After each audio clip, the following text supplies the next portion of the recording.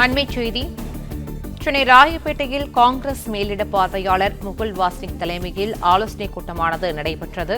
இந்த நிலையில் இந்த ஆலோசனைக் கூட்டத்தில் திடீரென சோடங்கர் மயக்கமடைந்ததாக தெரிவிக்கப்பட்டிருக்கிற நிலையில் அவர் மருத்துவமனையில் அனுமதிக்கப்பட்டிருக்கிறார். கூடுதல் விவரங்களை செய்தியாளர் மகேந்திரன் வழங்க கேட்கலாம். மகேந்திரன், வணக்கம்.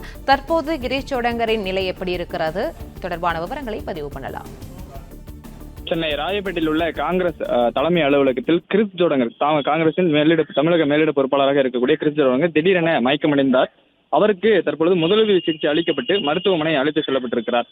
காலையிலிருந்து முகுல் வாஸ்னிக் தலைமையில தமிழ்நாடு மற்றும் புதுச்சேரி மாநில நிர்வாகிகளுடன் சட்டமன்ற தேர்தல் தொடர்பாக ஆலோசனை நடைபெற்றது. கிட்டத்தட்ட 4 மணி நேரத்திற்கு மேலாக இந்த ஆலோசனை கூட்டமானது நடைபெற்றது. இந்த 4 மணி நேர ஆலோசனை கூட்டத்திலும் காங்கிரஸ் மேலிட பொறுப்பாளராக இருக்கக்கூடிய கிறிஸ் ஜோடங்கர் பங்கேற்றிருந்திருக்கிறார். இவர் மதிய உணவு அருந்தாத காரணத்தினால் மயக்கமடைந்து விழுந்ததாக காங்கிரஸ் தரப்பில் தெரிவித்திருக்கிறார்கள்.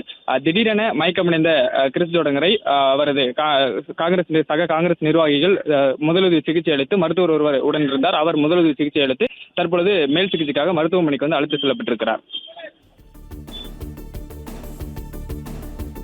பிளே ஸ்டோர் மற்றும் ஆப் ஸ்டோரில் இருந்து பாலிமர் செயலியை QR கோடு மூலம் பதிவிறக்கம் செய்யுங்கள்.